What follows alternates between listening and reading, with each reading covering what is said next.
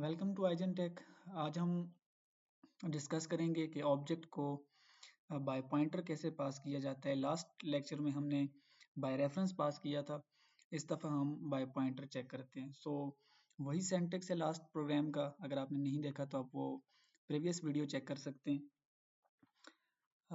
हमने क्या करना है, यहाँ पर हम एक फंक्शन बना लेते हैं जिसके अंदर हम अपना जो ऑब्जेक्ट है उसको एज अ पॉइंटर पास करेंगे। एक फंक्शन बनाते हैं void display के नाम से, और ये फंक्शन हमारा क्या करेगा, ये एक्चुअली में एक पॉइंटर रिसीव करेगा। तो हम स्टूडेंट क्लास टाइप का एक पॉइंटर डिक्लेयर करते हैं, ये उसकी बॉडी हो जाएगी। अब यहाँ पर एक स्लाइड सा डिफरेंस है, वो ये है कि लास्ट टाइम हम s डॉट से अपने उसको एक्सेस किया करते थे डाटा मेंबर को। यहाँ पर हमने एरो ऑपरेटर यूज़ करना है, चूँकि पॉइंटर हम यूज़ कर रहे हैं। Arrow operators is equal to, यहाँ पर हम अपना कुछ sorry my bad, arrow operator dot name equals to, यहाँ पर ऊपर हमने कोई चीज़ अभी सेट नहीं की हुई, यहाँ पर मैं बाय डिफॉल्ट कुछ सेट कर देता हूँ लाइक दिस। अब हमने फंक्शन अपना बना लिया है कि इस फंक्शन के अंदर हम ऑब्जेक्ट की वैल्यू को चेंज करेंगे। फिलहाल के लिए आप इसे छोड़ भी सकते हैं, हम इसे बाद में भी कर सकते हैं। पहले यहाँ पे हम अपना ऑब्जेक्ट क्रिएट कर लेते हैं, और वो ऑब्जेक्ट है स्टूडेंट टाइप का।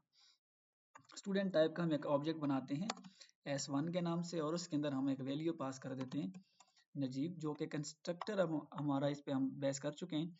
जब कंस्ट्रक्टर कॉल होगा तो इसके लिए वैल्यू सेट हो जाएगी, नेम के लिए ये कंस्ट्रक्टर के अंदर वैल्यू सेट हो जाएगी नजीब। अब हमारे पॉइंटर के अंदर सॉरी हमारे ऑब्जेक्ट के अंदर जो वैल्यू है वो ये सेव हुई हुई है नजीब।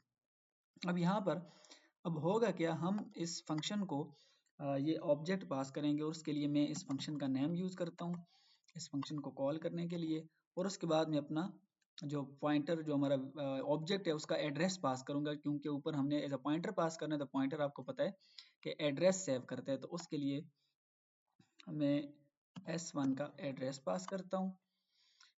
ये ऑब्जेक्ट मेरा पास हो जाएगा यहाँ से, और यहाँ एज अ पॉइंटर यहाँ पे रिसीव हो जाएगा।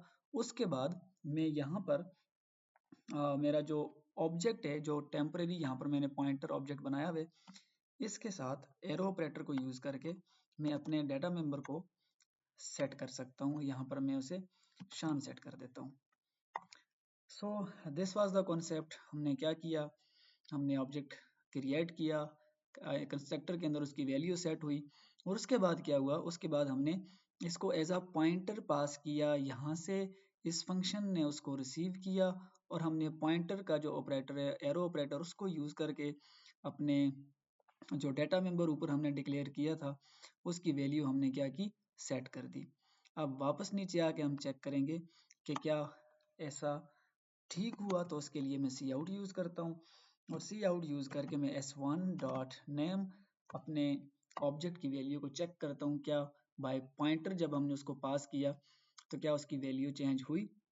अब यहाँ पर एक कॉन्सेप्ट है कि बाय पॉइंटर आप जब पास कर रहे हैं तो आप एक्चुअली में यहाँ से क्या चीज़ पास कर रहे हैं, अपना ऑब्जेक्ट नहीं, बल्कि उस ऑब्जेक्ट का जो मेमोरी एड्रेस है वो पास कर रहे हैं। क्योंकि ये पॉइंटर क्या रिसीव करेगा, उसका मेमोरी एड्रेस रिसीव करेगा, और उस मेमोरी एड्रेस पे आपके पास उस पॉइंटर के अंदर जो डाटा मेंबर था नेम, वहां पर उसकी वैल्यू को शांत सेट करेगा।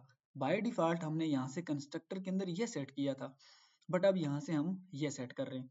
तो देखने में ये बाय रेफरेंस बाय वैल्यू और ये देखने में तो किसी हद तक सेम ही नजर आते हैं, बट डिफरेंस ये है कि ये ऑब्जेक्ट की एग्जैक्ट जो मेमोरी है उसको होल्ड करता है, उसका एड्रेस पास करता है, और उस एड्रेस पर उस चीज को ऑर्डर किया जाता है। अब हम इसका रिजल्ट चेक कर लेते हैं। इसे रन कर लेते हैं, और let's see in the terminal what's going to happen. This is the result. तो वैल्यू चेंज हो चुकी है, हम जो हमारा जो रिक्वायर्ड रिजल्ट था वो हमें यहाँ पे मिल चुका है। See you in the next lecture.